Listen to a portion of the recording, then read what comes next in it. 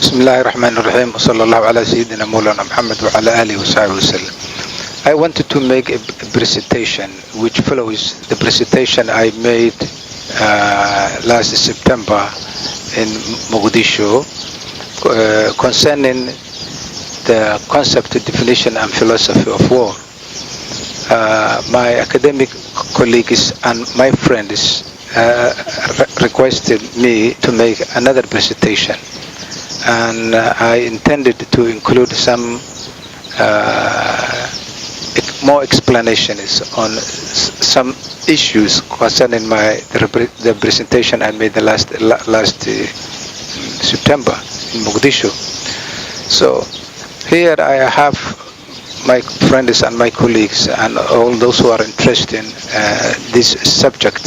It's a one lesson which I divided into three parts. The first part is I call it Introduction of War. The second part I call it Definition, Concept and Philosophy of War. And the third part I call it Military Strategy and Tactics of War. So today I wanted to make the first part the Introduction of War, and I divided it into 8 subtitles. The first title is How to Define War. The second is Brief Definition of War. That is Evolution of Theories of War. 4. The Importance of the State of War. 5. The Modalities of Cessation of Hostilities. 6. Causes of War. 7. Social Theory of War. And 8. Conclusion of the Introduction of War. An overview of war. I wanted to make it 5 points concerning the overview of war. This is very important before we go in detail what wars is. This concern is how to analyze a war, how to define a war. When different scholars wanted to define a war, they make different analysis because they stand and look and judge the war from different perspectives. So number one, the analysis of war may be divided into several categories: philosophical, political, economic, technological, legal, sociological, psychological approaches, and are frequently distinguished. These distinctions indicate the varying focuses of interest and different analytical categories employed by theorists. But most of the actual theories are mixed because war is an extremely complex social phenomenon that cannot be explained by single factor or through a single approach. 2. War is considered different from murder or genocide because of the organization in which the participants conducted the war. 3. Almost every culture in recorded history has had some concept of warfare and has risen or fallen due to war. 4. War in terms of conduct. Military writers usually confine the term of hostilities in which the contending groups are sufficiently equipped in power to render the outcome uncertain for time. In this issue, they did not consider war when the opposing forces are not unequal. They consider massacre. 5. Explaining war on your stand on conflict. Armed conflicts of powerful states with isolated and powerless people are usually called pacifications, military expeditions, or explorations. With small states, they are called interventions or reprisals. And with internal groups, rebellions and insurrections. That was the overview of the war, and that is how to define war, how different scholars define war. When there are different scholars are defining war, they are standing from different perspectives: philosophical perspective, political perspective, economic perspective, technological perspective, legal, social, psychological, biological perspective. So it depends. When one scholar is defining war, it depends which approach he's looking or she is looking from the war. 2. Second point is evolution of theory of war. The evolution of theories of war Some scholars of the subject consider that the early or classical theory before the French Revolution is outdated and is not sufficient to define war. Others believe no matter how technology develops, the philosophy, concept, and the definition of war has never changed. Frankly speaking, I belong to the later part. What changes with the technology is the tactics in the battlefield, and of course, according to generally accepted theory, tactics is the process or the way to achieve strategy at the war. But the basic principles of war is the same. One has to read carefully the works of Karl von Clausewitz and Saint-Exupéry and other scholars before reaching a conclusion. Therefore, what is changing with the technology is the scope and the magnitude of destruction of war. But the philosophy, the concept, the tactics, and the principles of war remain the same. This also must be considered. Some people believe that since the technology has changed and is changing every day, they believe the principles and the philosophy of war will change. That's not. For example, Saint-Exupéry said 2,500 years ago, he said, every commander must be very careful and cautious to economize his forces. And whether the technology develops or not, the first responsibility of every commander is to take care of what is called, or to reduce the cost of his people, his forces, and his nation. So what changed is the technology, but not the principle, the concept, the definition, and the philosophy of war. So, I have stated how to define war, and also the evolution of theories of war. Now I want to take some definition of war. Definitions of war I will detail in the second presentation. This is the first one, which is coming. I wanted to detail in the second presentation. But here, for the sake of understanding of the subject, I take two most generally and most accepted definition of war. The definition of war, I can take 3 points. Number one, war is defined as an armed conflict between two or more groups over resources, land, cultural differences, and other matters of contention. Two, one can say also, war is the state of usually open and declared armed hostile conflict between states or nations. Also, it can be said war, in a popular sense, is a conflict among the political groups involving hostilities of considerable duration and magnitude. These three examples I get generally for the purpose of understanding the subject, but I will detail in the second part the definitions of war from different perspectives, from sociological perspective, from psychological perspective, for economic perspective, for judicial perspective, for political perspective, psychological perspective. Every perspective has its own definition. Four, the importance of the state of war. Some people believe the state of the war is not important. That's very tragic. War, unfortunately, is a reality in our life, and it's a painful destruction. Some people are studying the war to perfect their art of killing, to perfect their war machinery, to be capable to destroy and kill maximum damage or maximum genocide in a very shortest time and in the least expensive way. Other people study war to understand deeply what war is, to find a solution to substitute war, to find a solution that can use the states and the people to settle the differences and the contentions between them. So I wanted to take 2-3 examples that is supporting this. Whatever your intention is, state in the war has become reality.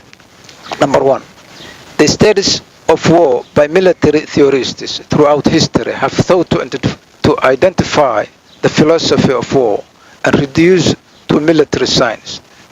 Two, the importance of the study of wars in all ages War has been an important topic of analysis. In the latter part of 20th century and in the aftermath of the two world wars and in the shadow of nuclear, biological and chemical wars, more was written on the subject than ever before. Because the endeavors to understand the nature of war, to formulate some theory of its causes, conduct and preventions are becoming ever greater. 3. The art of war is vital importance to the state and to the people. It's a matter of life and death, a road either to safety or to ruin. Hence, it's a subject of inquiry which can on no account be neglected.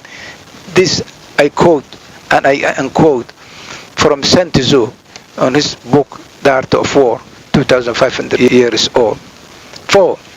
War is as such.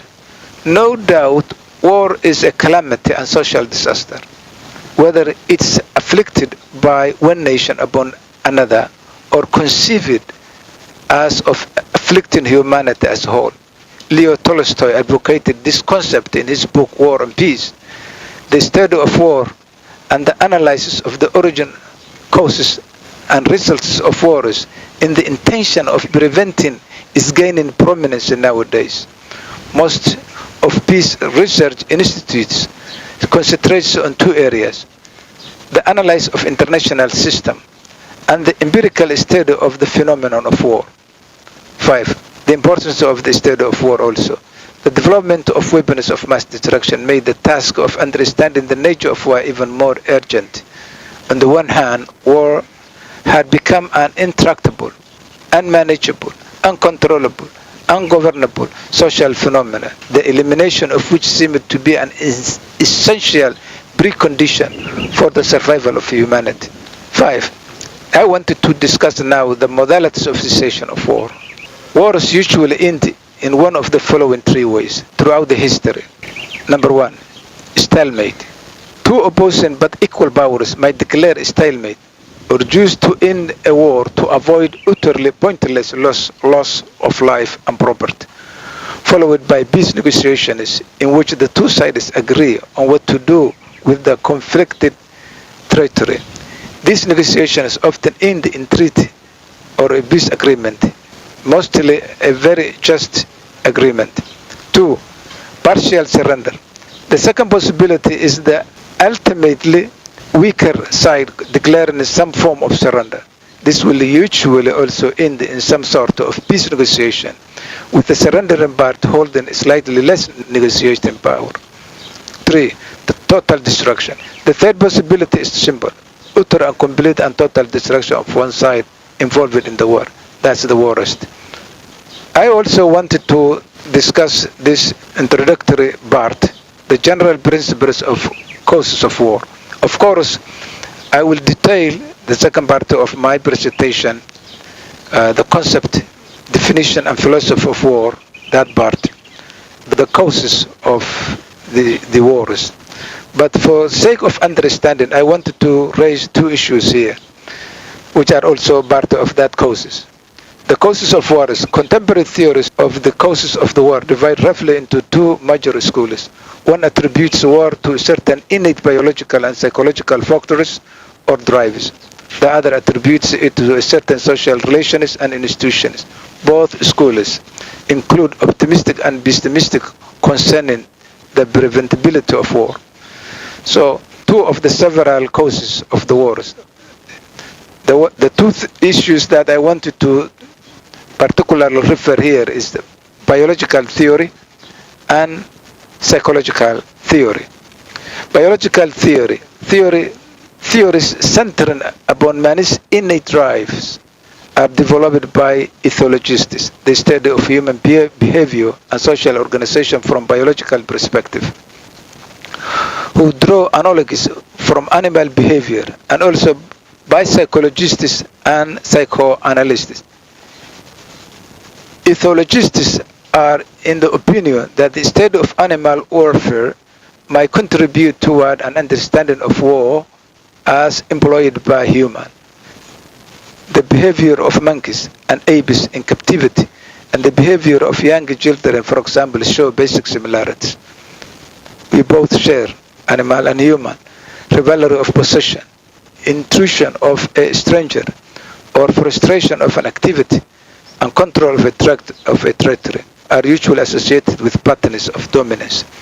Biological factor is one of the causes of the war, and they believe, as I mentioned here, that there is some instinct which we share with other animals that's inside our behavior that drives us to do something violent. The other are psychological. One school of theories has postulated that the major causes of war can be found in man's psychological nature. A wide range of ethical and philosophical scholars, such as St. Augustine and the 17th century Dutch philosopher Benedict de Spinoza, believe this concept.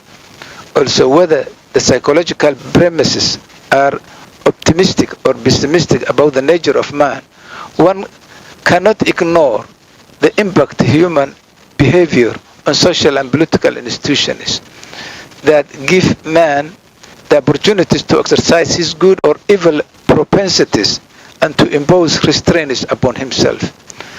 That is one of the two factors, one of the two causes that normally when the scholars of the subject are discussing the causes of the war, they took several causes, and these two are part of that causes.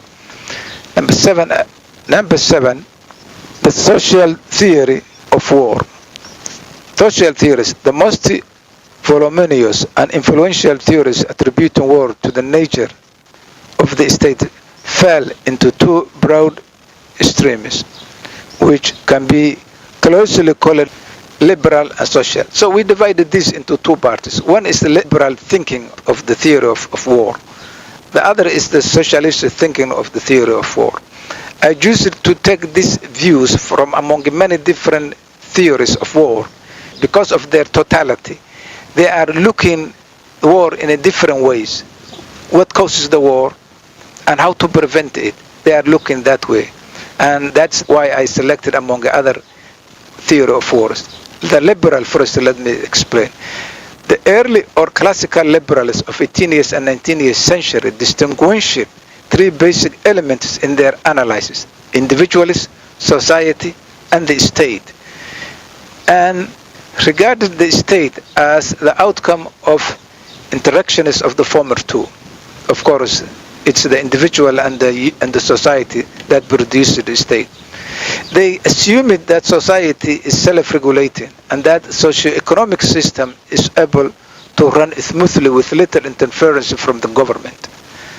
Economy, decentralization, and freedom from government control were the classical liberals' main concern, as shown particularly clearly in the writings of many scholars such as John Sertimere.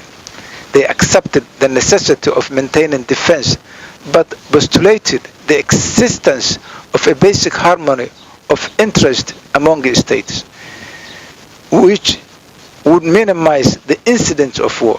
This is a very fascinating point. They believe the solution is here.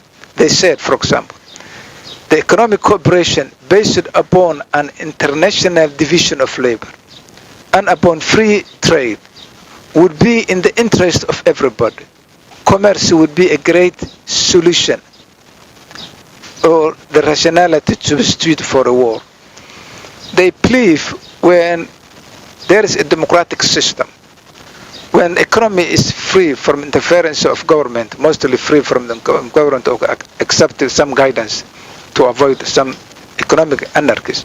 They believe when the nations, instead of competing and quarreling over the resources, come together and find what they call international division of labor, then they believe commerce will be the rational substitute for war. That means they have to find a solution, the matter of contention. In explanation, I want to continue their idea.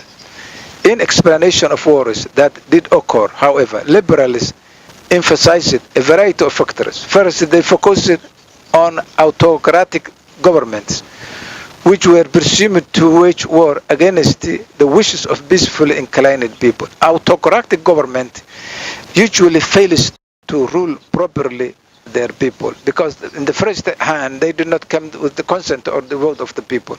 In the second, they are not subject to the parliament or to the people's wishes. So it's most likely that autocratic governments make clash with its people.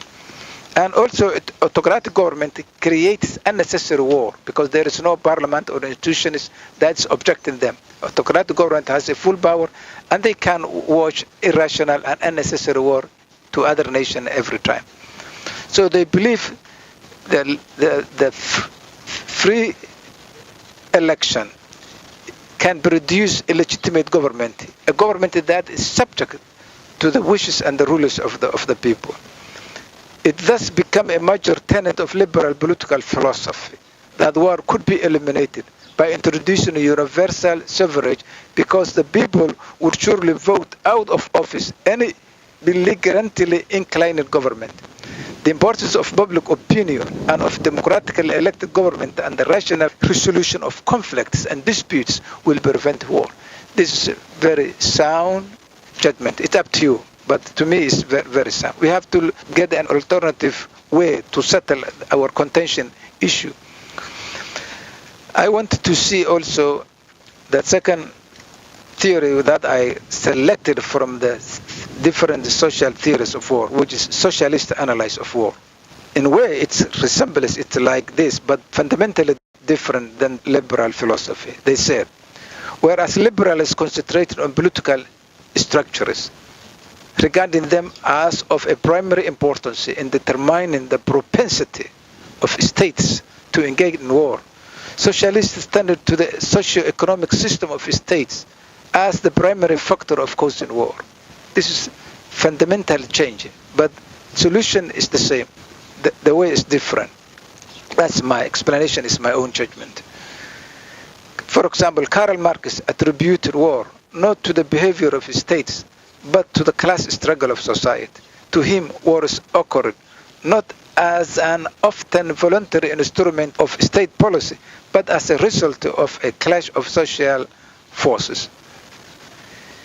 In it is international relations, the capitalist state engages in wars because it's driven by the dynamism of its system, the constantly growing need for raw material, markets, the supplies of cheap labor. The only way to avoid war is to remove its basic cause by replacing capitalism with socialism, thus abolishing both the class struggle and the states. They mean if all the world states become socialists, there is no struggle for raw material market and the sort of that. And they also believe within a given government, when there is no class struggle and the state becomes socialist state, there is no people fighting each other, so there is no reason to fight. That's what they. Let me continue. In its international relations, the capitalist states, I wanted to now take also the types of war. The types of war I wanted to present here in general purpose to give a feeling the different types of war. Of course, we will take in the second part of our presentation the types of war, and also how the scholars of the subject divided when they are making the types of war, because they group the types of war. Some of the scholars, they group the types of the war because of the nature of their causes. Some of scholars categorize wars because of the instrument applied, or the magnitude, or how it's fought, or the philosophy behind. But now I wanted to make simply general without categorize or divide the types of the war. The types of war include, for example, asymmetric warfare. It's a conflict between belligerents of drastically different levels of military capability and or size. Some of them consider this type of war not war at all, but massacre. Biological warfare or germ warfare is the use of weaponized biological toxins or infectious agents such as bacteria, viruses, and fungi. Chemical warfare involves the use of weaponized chemicals in combat. Poison gas as a chemical weapon was principally used during World War I and resulted in over 1 million estimated casualties, including 100,000 civilians. Civil war is a war between forces belonging to the same nation or political entity. Conventional warfare is declared war between states in which nuclear, biological, and chemical weapons are not used or permitted. Cyber warfare involves the actions of nation-state or international organization to attack and attempt to damage another nation's information system.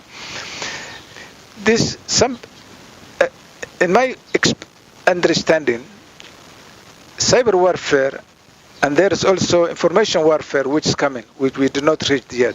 Cyber warfare I consider part of information warfare because it is very exclusive to attacking the system of the information, that like virus, malware, something, identity theft, confusion.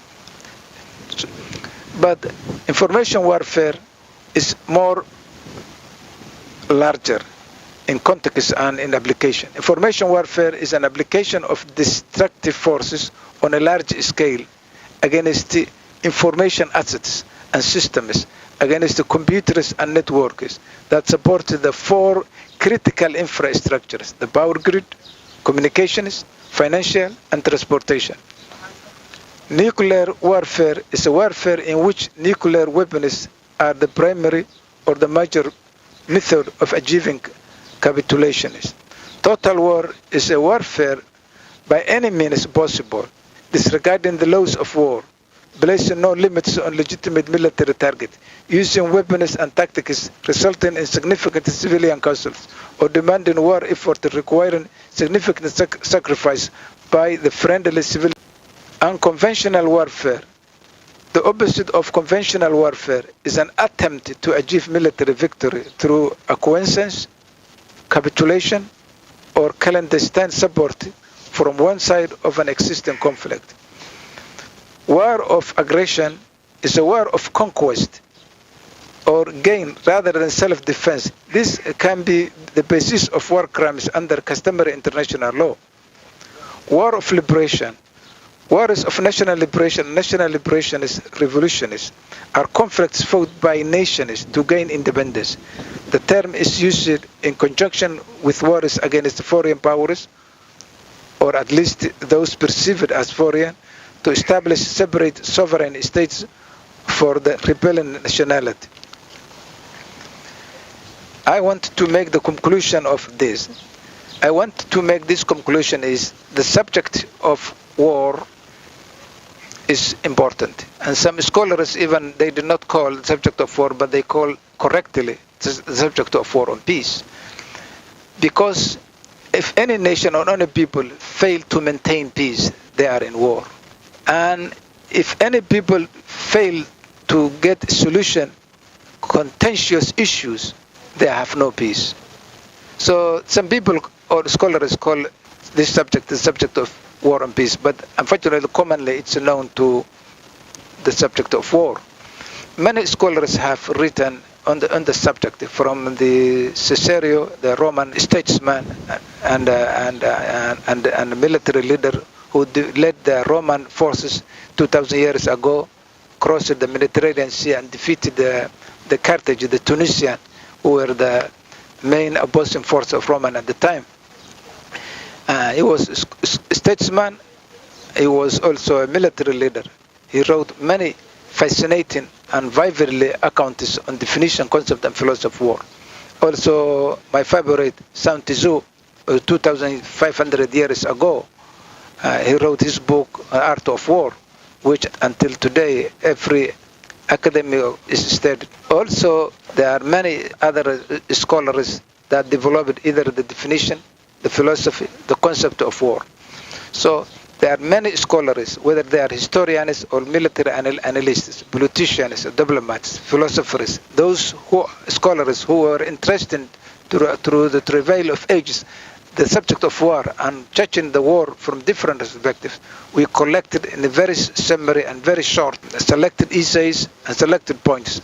So in my conclusion is, number one, what's coming up is the second part of our presentation, That part is the definition, concept, and philosophy of war. It will consist, as I told before, 9 topics: the socio-political definition of war, the quantitative criteria in the definition of war, the judicial conception of war, the multifactoriality of the war causation, the typologies of war, the incident and frequency of war, the violence index through ages of war, the periodicity of war, the population and war, and the conclusion of the definition, concept, and philosophy of war.